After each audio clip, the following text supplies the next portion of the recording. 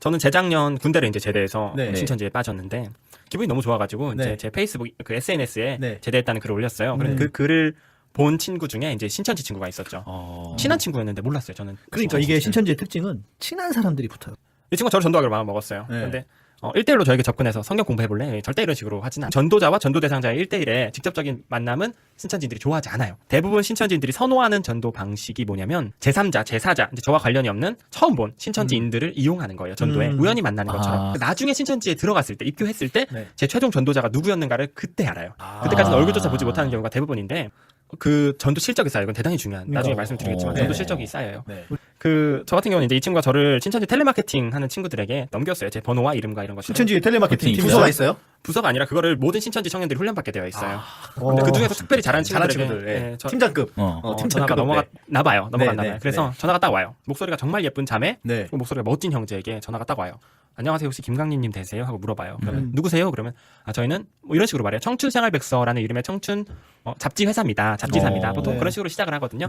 이야기를 제가 들어보니까 이게 청년들이 만든 잡지 회사인데 청년들의 연애, 청년들의 결혼, 청년들의 가치관, 청년들의 직업, 뭐 이런 미래 이런 것들을 다루는 잡지인데 유명인들의 인터뷰를 받을 수는 없으니까 이 시대를 살아가는 청년들의 인터뷰를 통해서 이 잡지를 메꿔가는 회사입니다. 뭐 이런 이야기였어요. 와. 그러면 제 번호는 어떻게 알았어요라고 내 이름이랑 전화번호를 누군가한테 물어봤어요. 네, 뭐 어떻게 이 잡지 회사에서 길에서 박스를 갖다 놓고 이벤트를 했대요. 현수막을 걸어놓고 너의 우정 고민 상태를 알려줘. 너의 짝사랑을 알려줘. 이런 거 해서 지나가는 사람들에게 그 자신의 고민 상태 혹은 당신의 짝사랑 이야기 이런 것들을 적어서 박스에 넣어달라고 추첨을 통해서 뽑아서 이 잡지 회사에서 선물도 보내주고 인터뷰도 진행한다. 뭐 이런 식의. 완벽하네. 이걸 실제로 신천지에서 하진 않았고요. 안 했겠죠. 스토리만 만드는 거. 예를 들면 저도 그 텔레마케팅을 신천지 있어서 해봤는데 예를 들면 이런 거예요. 전화를 걸어서 너의 짝사랑을 알려줘 이벤트를 제가 진행을 했는데 누군가 자매님 이름을 이 박스에 넣어놔 봐요. 자매님 이름이 나한테 제가 한번 읽어드릴게요. 너가 단발머리 시절부터 널 좋아했어. 최근에 취업했는데 본인의 히스토리가 녹아 있구나. 고생이 많겠다.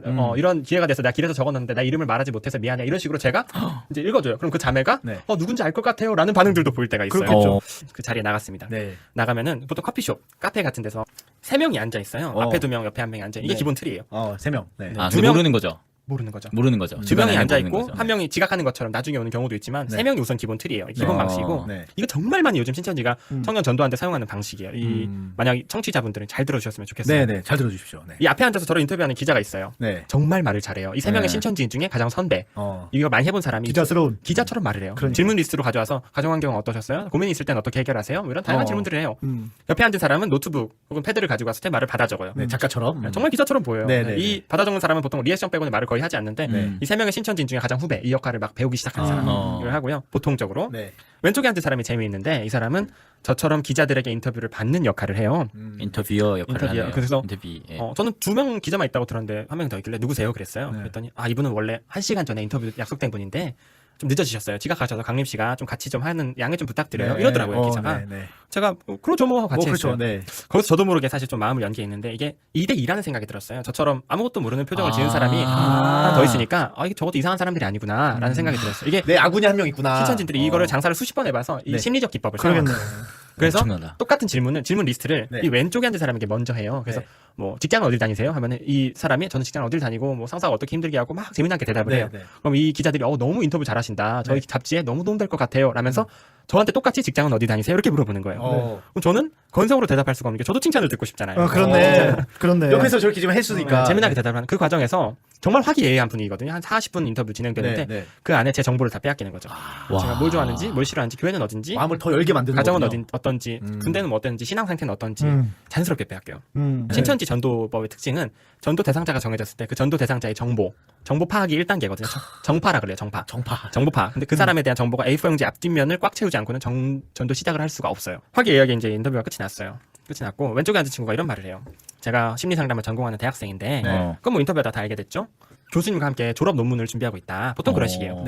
전공 심리상담이다 보니까 어디 뭐 이 지금 사람들에게 한 장 한 장 종이를 나눠주고 상담지를 작성해서 돌려주는 표본 자료를 모으고 있는데 이게 논문에 필요한 거래요. 그런 게 실제로 있대요.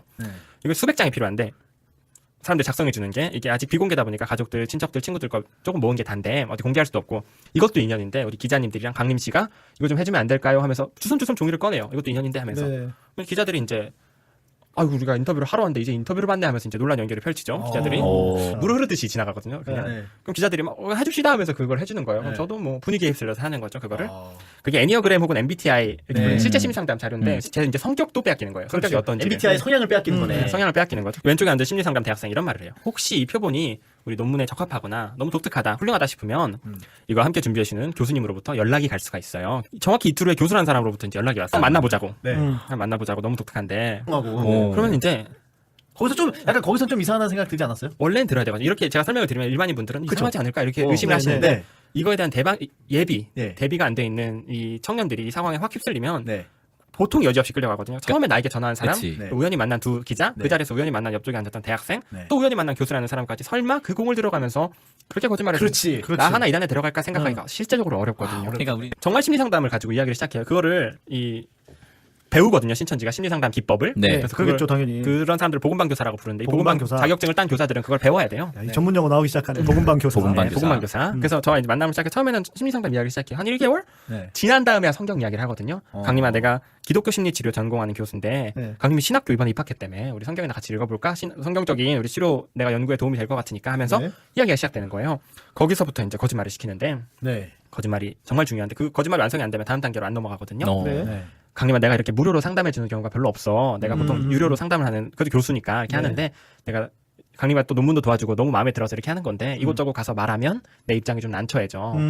당분간 좀 비밀로 해줄래? 이러면, 와. 그래서 제가 매일 제 손잡고 기도해주시는 우리 교수님이 고마워서 제가, 그래야죠 하고, 부모님과 교회에는 그냥 동아리 모임 다닌다고, 뭐 와. 자격증 시험 본다고 준비하는 철두철미하다. 거짓말을 해요. 아, 이게 진짜.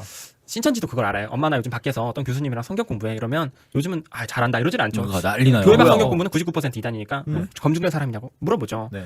그러니까 신천지도 그거 알아요. 의심받을 거라는 걸. 그래서 첫 단계부터 거짓말이 완성되지 않고는 다음 단계로 안 넘어가요. 그쵸. 그러니까 제가 부모님께 그렇게 말하기 시작했어요라고 동아리 모임 다닌다고 했을 때부터 다음 단계로 넘어가는데 그게 뭐라고 부르냐면 복음방이라고 불러요.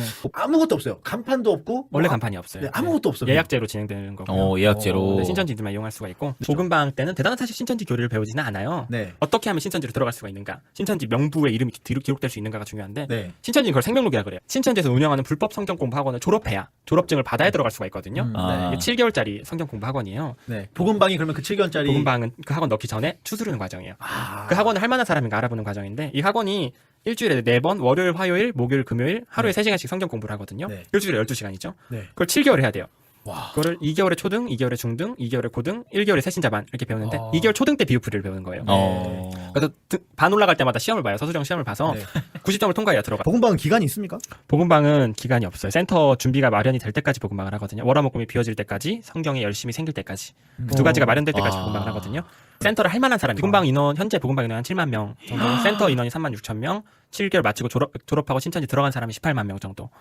그럼 몇만 명? 20만 명이 20명 넘는데? 넘는 거죠. 아니 복음방 인원까지 추산은 안 하고요. 그거는 이제 근데 아까 말씀하신 것처럼 뭐 섭외, 정파 이런 게 있잖아요. 이거를 나중에 진짜 신천지 교인이 되면 교육을 하는 거예요. 그거를. 전도팀이 와서 전도 교육을 시키는데 그러면은 그때 배신감이 좀 들지 않을까요? 아니요, 안타깝게도 대부분 거기서 감동을 해요. 거짓말로 어찌됐건 사람들을 속여서 자기들한테로 데려간 거에 대한 거부감 같은 거? 분명히 들죠. 네. 그렇겠죠? 그런데요? 그런데 나중에 알아요. 그 사람들이 나를 의도적으로 속였구나라는 건 네. 당연히 신천지 쪽에서 공개할 수밖에 없어요. 그랬을 때 이제 신천지 거기서 들고 오는 아이템이 뭐냐면 모략전도라는 건데 신천지의 아주 핵심, 신천지를 대박나게 한 게 모략전도인데 거짓말을 모략으로 바꾸는 거예요. 나중에 모략전도 다 배운 다음에 그 모략 전도라는 걸 또 배워요. 전도법들이 있어요. 전도법. 그걸 배운 다음에 내가 모략전도로 들어왔구나 하면은 그거에 배신감과 거부감이 약간 들고요. 오히려 이게 옳게 느껴지고 되게 그 사역에 내가 걸려든 게 너무 감사하고 감사합니다. 그런 게 그렇구나. 자, 그러면 이제 그 복음방보다 어떻게 보면 그게 더 중요하네요. 그 센터. 센터라고 부릅니다. 네. 전국에 260군데가 넘게 있고요. 불법 성경 공부학원, 학원법상 등록이 안 돼 있어요. 요일을 다시 한번 말씀해 주세요. 월화목금.